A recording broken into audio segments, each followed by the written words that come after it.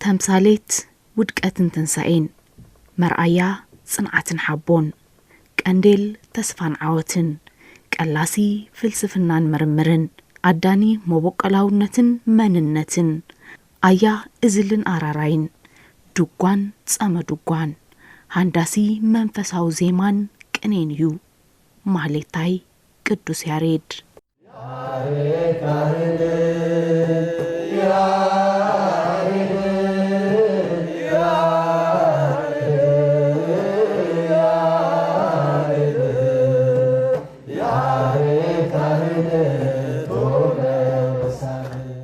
አመበል ሻልሻይ ክፍለ ዘመን አብ ጥንታዊት ከተማ አክሱም ዝነበረ ስነ ጽሑፍን ፍልስፍናን ዝፈጠረ ብኖታታትን ስራሕትን አመል ዓለም ቀዳማይ ናይ ሙዚቃ ኖታት ጽሐፈ አብ ታሪኽ ፍልስፍና አፍሪቃን ዓለምን ብሉጽ ስነ ልቦናዊ ማሕበራውን መንፈሳውን ፍልስፍናታት ዘንጸባርቁ መጽሐፍትን ስራሕትን ዘበርከተ ኮታስ ዓለም ለኸስብና ዝተላበሰ ፈላስፋ እዩ አክሱማዊ ማህሌታይ ቅዱስ ያሬድ አብ አክሱም ዓብዩ ካወብኡ ገማልኤል ካወዲ ድማ ታውክልያ ዝተወለደ ቅዱስ ያሬድ አብ አክሱም ዓብዩ አብ አክሱም ድማ አቦ 6 ዓመት እንዳሃለወ ስለዚ ዓረፈ ናብ ትምህርት ቤት ድዩ ንክተምህሮ ሞኪራ መጀመርያ ናብ እንዳይሳቅ ዝበሃል ፊደል ዝቆጥረሉ ገዛእትዩ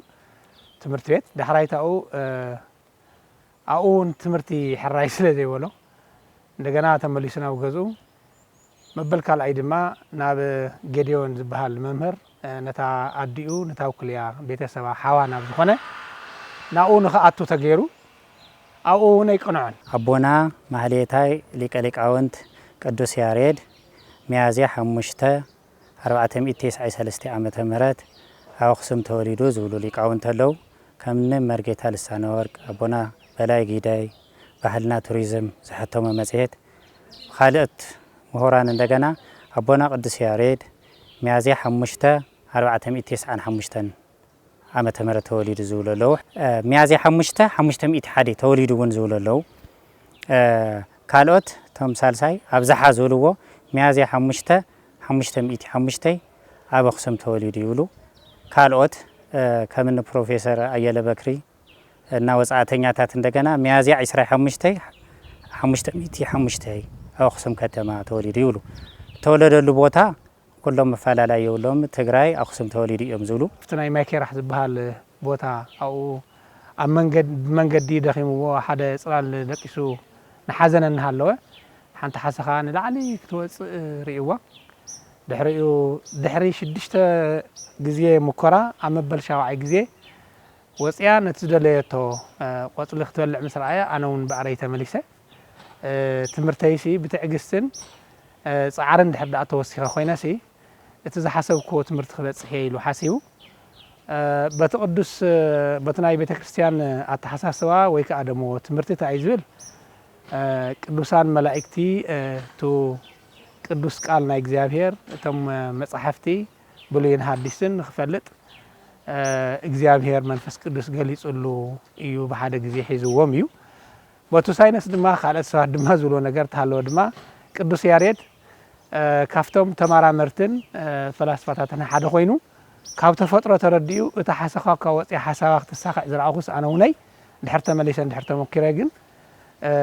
ኣብቲ ዝደለኽዎ ነገር ክበጽሕ ኢሉ ተመሊሱ ይብል ድሕሪ ምስ ተመለሰ ግን እቶም 150 መዝሙረ ዳዊት በሓደ ግዜ ብሉይን ሐዲስን ኩሉ ተረዲዩ ኣብዚ ደረጃ ናይ ፍልጠት በጽሑ ማለት እዩ ስለዚ አቦና ቅዱስ ያሬድ هو بتعجستي بزحات ጸገማት ተቋቂሙ እንዛጻጸውን ሪኡ 6 ግዜ ክዲብ ከላ አመበል ሻብዓይ አማይ ኪራህ ደይባ ዝደለ ተፈረ መስበልዓት ናብኡ ቢቅርታ አነውን እኮ ካብ ዝንሽተን ዚ ተማሂረ ነቦይ ይቅርታ ተሓቲተኮ ይኽእል ይይሉ ተመሊሱ ብዝወሎ መሰረት መንፈስ ቅዱስ ዓሪፉ ነኩኡ አባ ጌዴዎን ይቅርታ ይሉ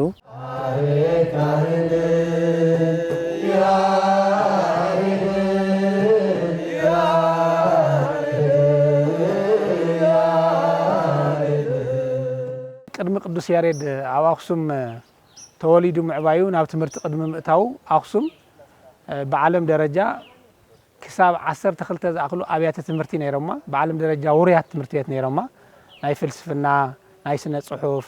ናይ ቅርጻ ቅርጺ ናይ መጽሐፍቲ ትርጓመ ናይ ብዙሕ ኢድ እንታይ ዝበሃል ተግባር ኢድ ብዙሓት ናይ ፍልስፍና ኣብያተ ትምህርቲ ነይሮማ ስለዚ እንዲያም እንኳን ኣብ ዓድና ዘሎስ ኣብ ካሊ ዓለም ዝነበሩ ካብ ኣውሮፓን ካብ ኤስያን መጽሙን ናብዚ ይመሃሩ ከም ዝነበሩ መምህር ዘርአዳዊት afti መጽሐፎም ጽሒፎም ኣለዉ ማለት እዩ ስለዚ እቲ ቤተ ቀጢኑን ካብቶም 12 ኣብያተ ትምህርቲ ዝተባሃሉ ሓደ ንሱ ምዃኑ ስለዚ ካብዚ ትምህርቲ ቤት እዚ ድማ ቅዱስ ያሬድ ኣፍቱ እንዳ ኣኩኡ ጌዴዎን ኣቲኹ መሃር ከሎ እቱ ከባቢ ዝነበረ መቸም ኣዲኡ ናብ ትምህርቲ ቤት ከኣተለዎ ክመሃር ኣለዎ ቢላ ምሕሳባ ማለት ያ ማለት ተጽዕኖ ናይቱ ቤተ ቀጢን ወይ ከዓ ደሞ ኣብ አክሱም ነበረ ናይ ስልጣነ ዕቤት ናይ ትምህርቲ ሰፊሕ ዝኾነ ተጽዕኖ ስለ ዝነበረ እዩ 80 ኣሃዱ ቡልያት ሐዲሳት መጽሐፈ መነኮሳት ተገሊጹሉ እዮም ዝብሉ ዞም ናይ ታሪክ መጽሐፍቲ ማለት እዩ ድሕሪኡ አቦና ቅዱስ ያሬድ ኣኩኡ ምስ ሓለፉ ኣኩኡ አባ ጌዴዎን ምስ ሓለፉ ኣብ እግሮም ተተኪኡ ናይ መጽሐፍ መምህር ኮይኑ እዩ መጀመርያ ቅድሚ ዜማ መምህርነት ናይ መጽሐፍ መምህር ነይሩ ማለት እዩ መጽሐፍ እና ምህረ ስካብ 534 ዓመተ ምህረት ጸኒሑ ድሕሪኡ ብ534 ዓመተ ምህረት ህዳር 6 ከም አገላልጻ መርጌታ ልሳነ ወርቅ ድጓ ጸሞ ድጓ ምዕራፍ ዝማሬ መዋስእት ቅዳሴ ቅኔ እውን ሓዊሱ ካብ እግዚአብሔር አምላክ ተገሊጹሉ እዚ ተገለጸሉ ካብ ሰማይ ምዃኑ ድማ ዋይ ዜማ ዘሰማይኩም መላእክት ቅዱሳን ኢሉ ኣብ ድጉ ሰኒዱ ይርከብ አራራይ ዜማ ማለት እዩ እቲ ዜማ ዘሰማዓሉ ስልቲ አራራይ እንትኾን ዝወረደሉ ቦታ እንደገና ሞራደ ቃል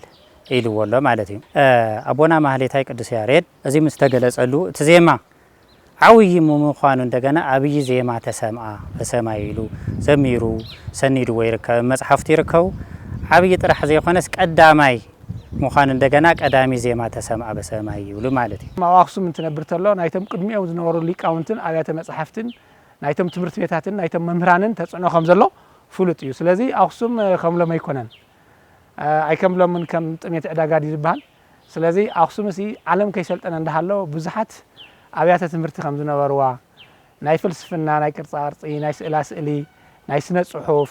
ናይ መጽሐፍቲ ትርጓመ ከም ዝነበሩ እንዲያም ካፍቶም ሽዑ ዘምህር ነበሩ መምህራኑን ዋላ እኳ ብዙሓቶም ይረኸቡ እምበር ከም ሌዊ ኢንቨረም ካልኦት ዝመሳሰሉ እንባቆም ዝበሃሉ መምህራን ነሮም ይበሃል ስለዚ ብታሪክ afti ናይ መምህር ዘርአዳዊት ስለ ቅዱስ ያሬድ ጻሓፎ ዘሎ ኣብኡ ሓደ 2-3 ዝኾኑ መምህራን ተጠቂሶም እዮም ማለት እዩ ስለዚ ኣብ አክሱም ከተማ ዝዓበ ቅዱስ ያሬድ ናይዞም ሊቃውንቲ እዚኦም ተጽዕኖ ከም ዘለዎ ዝተፈለጠ እዩ ማለት እዩ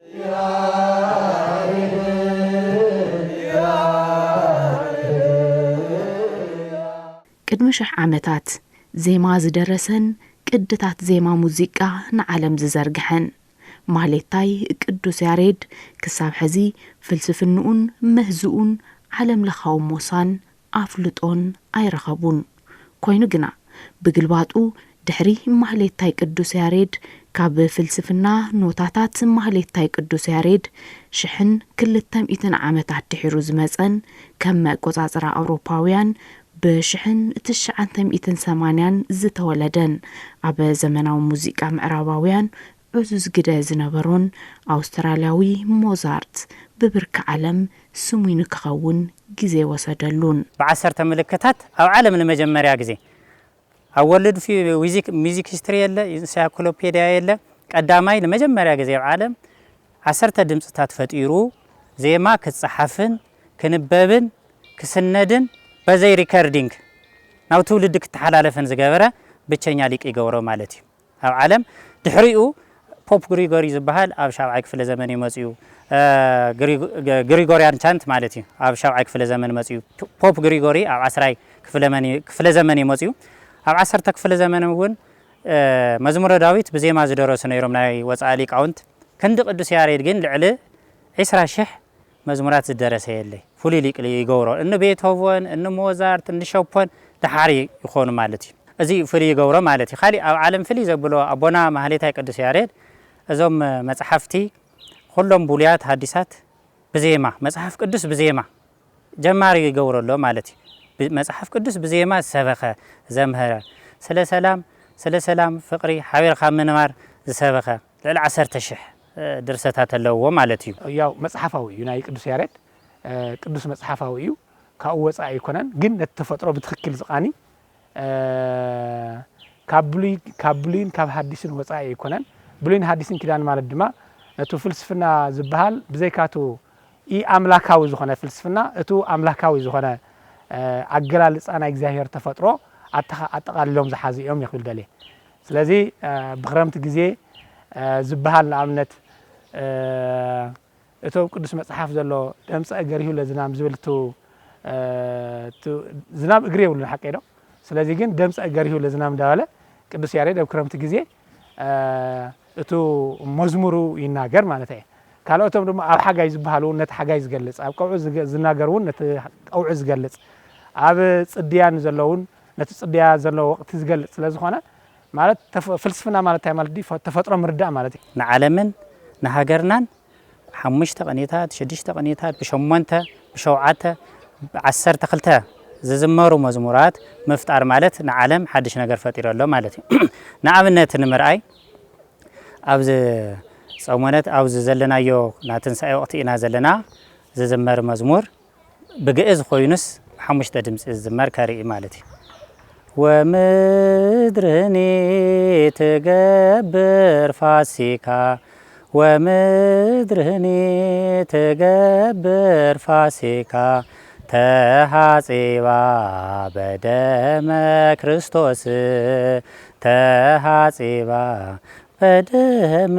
ክርስቶስ ላ ላ ላ ላ ላ ላ ላ ላ ላ ላ ላ ላ ዶ ሬ ፋ ሶል ላ ዶ ላ ሶል ፋ ሬ ዶ እዚ ብዘመናዊ አንቾየ ቅኒት ይልዎ ካብ ዝግእዝ ስልቲ ዝወፀ እዩ ካብ ግእዝ ስልትና አንቾየ መዝሙራት ክንዝምር ንኽእሊና አምባሰል ተዝታማይ መንክር ግርማ ኃይለ ልዑል ጸለላ ዚውን አምባሰል ግእዝ ኮይኑስ አምባሰል ተዝታማይ ነር ኮይኑውን ካብ ግእዝ ንመን ፈጢሩ ነተዝታማይ ነር ንአምባሰል አንቾየ ፈጢሩ እዝልን አራራይን ደሞ እንተዝታን ንኻልኦትን ፈጢሩ ስለዚ ቅድሚኡ እዞም ስያሜታት እዚ አይነወሪ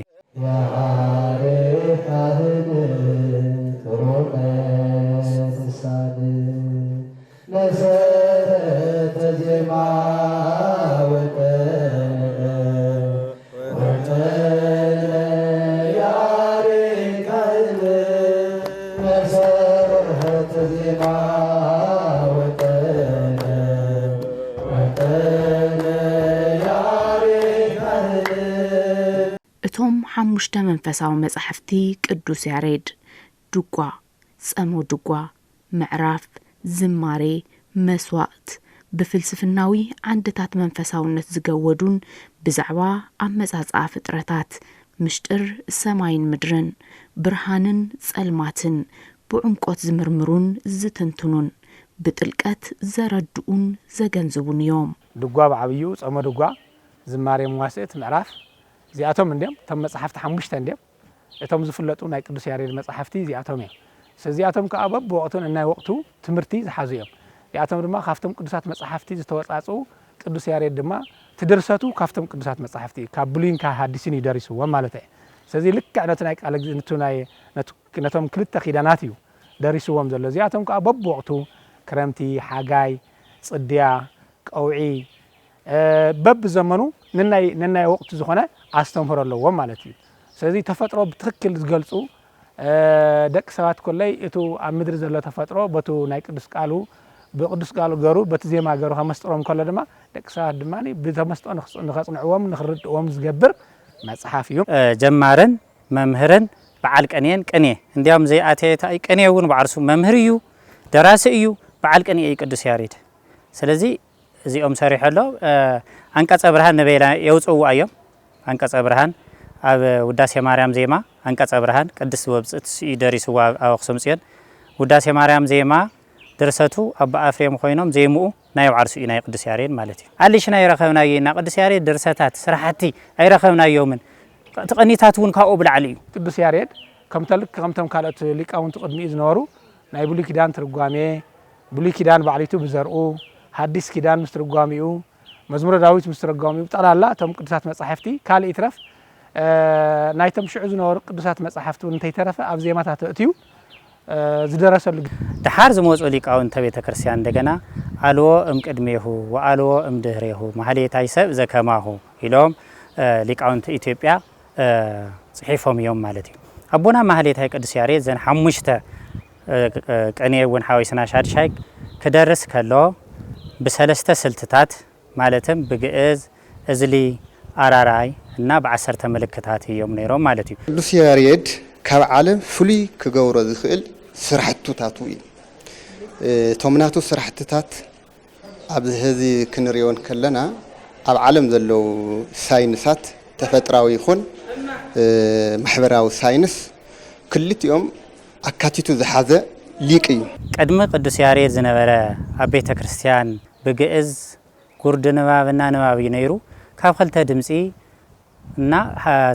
سلسته فرق دمسي أي عابيان نيرا نا حمش تعويوه شوعته عسر تخلته دياتوني كعويوه مالتي سلزي نتو مغيرو خوين الله مالتي هاب عالمنا نب إثيوبيان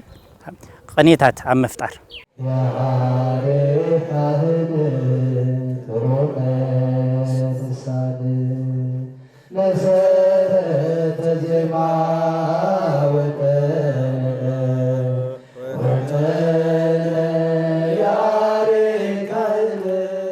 أبونا محلي تاي قدس ياريد كاوخسم جميرو تمهراي جميرو أو كو ونبر كوفيلون كمر كله بهزو كفتنيا دقاف نيرو بكتما خسم سلزي بأعطي غير مسكال أفتي جزيز نورو باباس أو نعرقاوي مسؤو أفتي زورا لنن زمهر لن بوتا ناخدو مسؤو يزورو نيروم ثلاثة عواف ويك عدمو بأمثال عواف ملائكة مسيم قليس أملويو تزيمان أي سماي زيما سميع واي زيما ذا سماي كو سماي ملائكة قدوسان قدوس نداله نامس جنني راح كيرو سلازي أوقسم نام هارت أنيحو دحري دما أفتنا أي سمين قوتات زبالون أو خيرون كم زم هارت إذن جار سلازي قدوس ياريد ناي قدوسات مصحفتي ممهر ناي زيما ناي دقواس أو دقوا ممهر كم أون دما ناي كنيون ممهر جماريو سلازي بزحت دك مزامرتون أفريو إذا حزن هنا قدوس ياريد زبال زيما كني كله كاو قدوس ياريد زمص مخانو يوتو تاريخ زنغرا مالت تقلالا مصحف دغوا مراف صم دغوا زبحال لقدس بيت كريستيان تريو تسمع زي يفلط حدش كان ملائكه እግዚአብሔር ዝመጽ ዜማ አዚሙና ቅዱስ ያሬድ ና መጀመሩ ይዝዩ ኩሎም ተም አቤተ ክርስቲያን ትግልገለለም ዘላዋ ሙያታት ሙሎም ናይ ቅዱስ ያሬድ ናማን ይኾን ይብሙሎም ማለት ዙራን ባገዳም አምሂር ይዝማሬ መዋስት አው ይደሪስዎ ዝማሬ መዋስት ማለት አብ ጎንደር ጣና ጨርቆስ ወነም ሂር እዩ ኤርትራ ደቀ መዛሙርት ኸይዶም ዝብል ዘለውት ዶክመንት ማለት እዩ በወለካውን በከፋ ዝባሃል ደቀ መዝሙር ተኪአሎ ድሕረ ቅዱስ ያሬድ አባ በከፋ ዝባሃሉ ድጓ ዘምሆር እዮም ድሕሪኦም እንደገና አባ ልሳነ አባ ጊዮርጊስ ዘጋስጫ ቤተልሔም ዘምሆር እዮም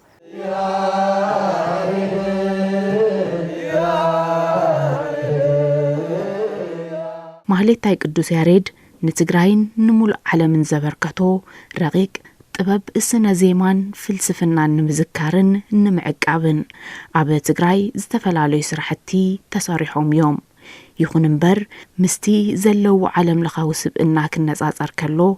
ገና ብዙሓት ክስርሑ ዝግብኦም ዓበይቲ ስራሕቲ ኣይተዓመሙን أخسوم يونيفرسيتي أبزح الساعات قنبت 11 ذكرى قدس ياريد مصنعتنا كايده يركب بعمت እዩ ዘካይድ እዙይ ጽቡቕ ናጽንዖን ናቀረወን ዝጸንሕና ሰነደን ዝጸንሐ ጽቡቕ ኢልና ንሓልፍ እሞ ካሊ ናይ ሙዚቃ ትምህርቲ ቅዱስ ያሬድ ናይ ሙዚቃ ጀማሪ እዩ ንሙዚቃ ኣብነት ንዞም ናይ ዘመናዊ ሙዚቃ ዓለምን ኢትዮጵያን ኣብነት ዝኾነ እዩ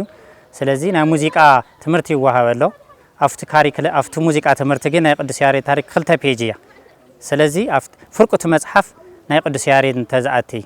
كاريكلا مل أيو يسرح سلزلو أو ناقد سيارة تاريخ نسرح تنتنأتي ያው ኢትዮጵያ አምሉ ብዘይ ካና ቅዱስ ያሬድ ዜማ ዝባል ይውናን ብዘይ ካና ቅዱስ ያሬድ አምሉ ኮና ሁሉ ጎደሎ እዩ ዝኸውን ስለዚ ቅዱስ ያሬድ ፍሉጥ እዩ ቤተክርስቲያን ግን ደሞ ክንድ ንቅዱስ ያሬድ ዝግበረሉ ዝግባእ ተሰሪሕሉ ዘይተሰርሐሉ ናብ ዝብል ነገር ግን ንእሽተይ ይንእሰና እዩ አው ኣብ ስራሕቲ ይንእሰና እዩ ስለዚ ቅዱስ ያሬድ ኣብ ካሊ ዓለም ተዝኸውን ነሩ ካሊ ክባሃል ነብሩ ይመስለኒ ስለዚ ግን ዋላኳ ቅዱስ ያሬድ ብጣዕሚ ዝተኸበረ ቅዱስ ቤተክርስቲያን እውን ተኸብሮ እንተኾነ ኩሎም ተን ትሕሶታትና ናይ ኣምልኮታትና ብሙሉኦም ብናሃቱ ስለዝኾኑ ዝኽበር ዝፍለጥ ዓብይ ሊቅ ናይ ኩሎም ኣስተምህሮታትና ኣምልኮታትና ዜማታትና ቅኔታትና ኩሎም ሰረት እዩ ካብ ቅዱስ መጽሓፍ ቀጽሉ ማለት እዩ ነገር ግን ኣብ ኣክሱም እውን እንተኾነ ክንድቱ ዝግበኦ ንቅዱስ ያሬድ ተገርሉ ዶ ተተዋሂሉ አይ ቲንክ ኣይኮነን ኢለ ዝግምት ቅዱስ ያሬድ ስለ ሰላም ሰዊኹ እዩ ኣብ መስከረም 10 ስለ ናይ ሰላም ናይ ዓለም ናይ ሰላም معلت كخبر كله قدس ياريد كنا العلي جبا ناي عالم ناي توريزم معلت كبعل كله أبونا قدس ياريد كنا العلي جبا ناي عالم ناي مصحف قدس معلت كبعل كله مسكرة ميز خبر أبونا قدس ياريد مصحف قدس بزي ما لازم درسه نقول كنا استوصي جبا ناي عالم ناي موسيقى معلتي سنة 10 إذا خبره أول كنا العلي جبا سلزي ناي عالم ناي دراسيان معلت كخبر كله ناي دراسيان محور نأبونا مهليتها قدس ياريد ما استواشا زخرن قوري قبا نعوز مسلو نقرات مسرح مصحفتو ام مترغام اب تغبار موعال برغص ما قدس ياريد مصحفتي نفلسفنا نتمرتي نزيما نيكونومي نمحدرا بكل ነገር ዝሆኑ መጽሐፍቲ ምክንያቱም ውስጥ ቅዱስ መጽሐፍ ሓቢሮም ስለ ዝሆኑ ስለዚህ ናይ ቅዱስ ያሬድ ክንዱ ተሰርሕሉ ተሰርሕሉ ድሕት ተባሂሉ ጥራሕ afti ቀን ነፍት ዜማ እንተ ዘይኮይኑ ክንደይ ዝኣክል ምርመራ ተገርሎም ድሕት ተልካነ afti ዝኣክል የተገበረሎም ኢለ ዝግምት ኣነ ስለዚህ ናብነት ሕዝን ሕናስ ቅዱስ ያሬድ ኣብ ዓድና ናይ ቅዱስ ያሬድ ብቅዱስ ያሬድ ተጸዋዕ ሓደ ዓብይ መንፈሳዊ ኮሌጅ ክልወና ይግባእ ነይሩ ምክንያቱ ቅዱስ ያሬድ ስለ ዝኾነ በርግጽ እምነ ኩርናዕ ተቐሚጥ እንደ ወክሱም ግን እቲ እምነ ኩርናዕ ተቐመጠሲ ስለ የተሰርሐ ሕዙ ክሳብ ሕዚ ፓሲቭና ዘለና ማለት እዩ አክቲቭ ይኮናን ማለት ክንድቱ ንገብሮ ዝግባእና ኣይስራሕናን ታሪኽን ስራሕቱን አቦና ማህሌታይ ቅዱስ ያሬድ ተሰኒዱ አክሱም ዩኒቨርሲቲ መንፈሳዊ ኮሌጅ ቤተ ክህነት ባህልና ቱሪዝም ተሰኒዱ ወጥነት ዘለዎ ታሪኽ ንክህልዮ ዝተመሃረሉ ዝዓበየሉ ዘምሃረሉ ቦታ ተዛዋዊር ዘምሃረሉ ቦታ ዋላ ዓበይቲ ገዳማት ኣለዋ ንደብረ ዳሞ ኣብ ኣክሱም ዙርያ ዘለዋ ገዳማት ካልኦት ቦታታትን ኮፍ ኢሉ ዘምሃረላ ዳዕረ ዒላ ንዓልሳ ነዊሕ ዕድመ ዘለዋ ቅዱስ ያሬድ ዜማ ሰምዐት እያ 1500 ዓመት ዜማ ሰምዐትን መጀመሪያ ግዜ ነዊሕ ዕድመ ዘለዋ ኮፍ ኢሉ ዘምሃረላ እውን እሳ እውን ብቅርሲ ክትምዝገብ ይግባእ ማለት እዩ ዝምልከቱ ኣካል ቀድም ኢለ ዝጠቐሰዎ ኣብ ታሪኽ ክምዝገብን ክስነድን ታሪኽን ስራሕቱን ምልክታቱን ኣብ ዩኔስኮ ክጽሓፍ ኣብ ኢንሳይክሎፔዲያ ከኣቲ ኣብ ወርልድ ሚውዚክ ሂስትሪ ክጽሓፍ ይግባእ ኣብ በዝሕ እዚ ግን ብዝበለጸ ንኽስራሐሉ ኩላህና ኣቃልዎ ገርና እንድሕር ተሰሪሕና ኮይና بحقي نقدس ياريد تكوننا نلعب زلنا نوعنا إن نلعب زلنا مالتي سوزي عدنا قدوس تولد ناي زيما فلاسفة تولد ناي درسات فلاسفة تولد بقدسنا زلعلو عبيتي هاجر بق القدوسان زلوا مخانا نتاريخن فلسفنان قدوس ياريد بدرجة عالم نمللاين ناب قطوا وربحان مغيارن عالم لخاوي مأخل مرمر قدوس ياريد كمسرتن نتاريخ مهليتاي قدوس ياريد نتنتاويانن نايزيما مسارحتاتن سراحتن تراي زحازة زمناوي ديجيتال موزيم كسرح يقبؤو اتي قدمي شحن حاموشتاي بيزن عامت استمهازة رقيق ناي قدوس ياريد نوتان سرعة زيمان عم مزقب زي يجبتو حدقتات عالم يونيسكو كمزقب منقستن مهوراتن بعزوز كسرحو يقبأ